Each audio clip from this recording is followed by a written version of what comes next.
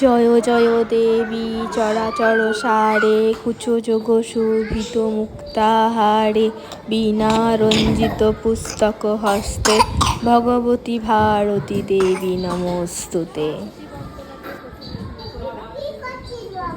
বন্ধুরা, আমি দীপিকা ভট্টাচার্য আমার নতুন একটা ব্লগে তোমাদেরকে সবাইকে স্বাগত জানাই। তোমরা প্রথম থেকে শেষ অবধি আমার ব্লগটা দেখো, আর ভালো লাগলে অবশ্যই লাইক কমেন্ট আর শেয়ার করো।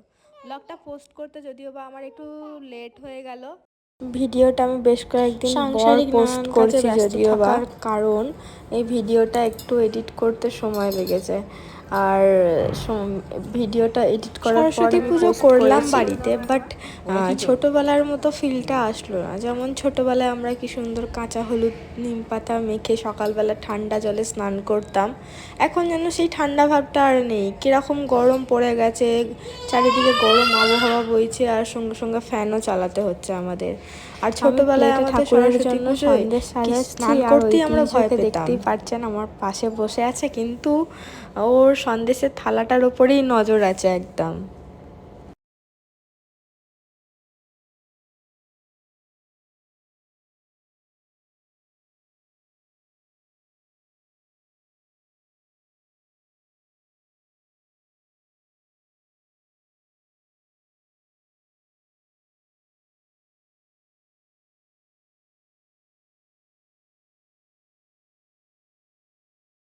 আমার মেয়েই তো কি হয়েছে দেখুন, আমার ছেলেটা কি লক্ষ্মী, কি সুন্দর শাক ভাজানোর অ্যাক্টিং করছে পাশে বসে বসে।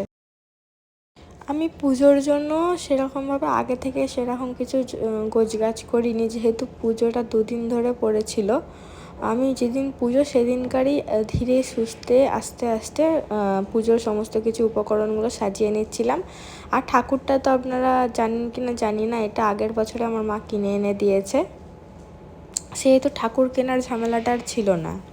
ঠাকুর তো ঘরেই ছিল, সমস্ত কিছু সিংহাসন সাজিয়ে বসেছিলাম পুজোতে। আর দেখতেই পাচ্ছেন বাচ্চারা তো বড়দের দেখে দেখেই কপি করে। আমি শাক বাজাচ্ছিলাম বলে ও আমার দেখে শাক বাজাচ্ছিল। তারপর আমি এখানে সমস্ত কিছু পুজোর জোগাড় করে নিয়েছি। মা আমার ক্যামেরাটা ধরেছিল বলে মা এরকম হাতটা একটু কাঁপছিল, আসলে অভ্যাস নেই তো সেই কারণে। বীণা রঞ্জিত পুস্তক হস্তে ভগবতী ভারতী দেবী নমস্তুতে।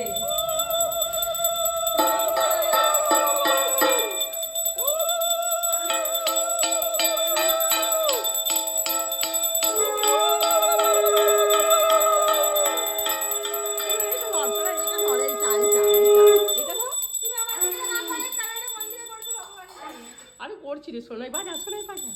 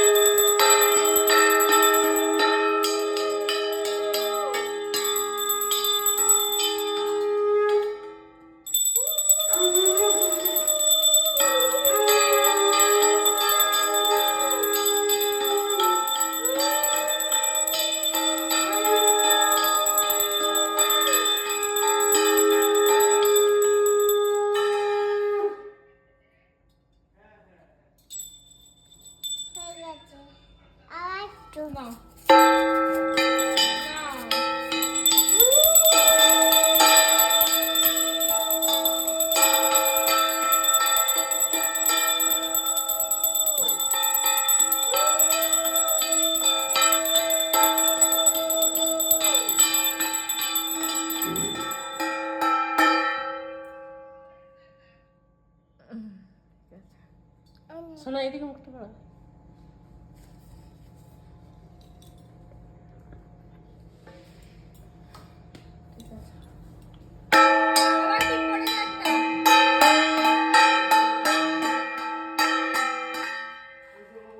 সোনার সিলেটটাই দে না ঠাকুরের কাজটা।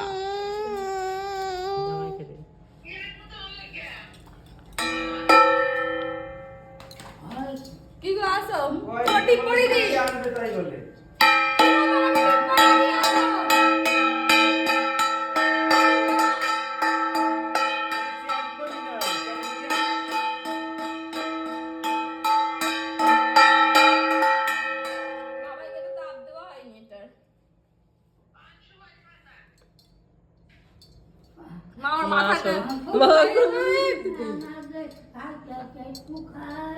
মা সরস্বতী বুদ্ধি দাও, ভালো রাখো সোনাইকে। বন্ধ করবো?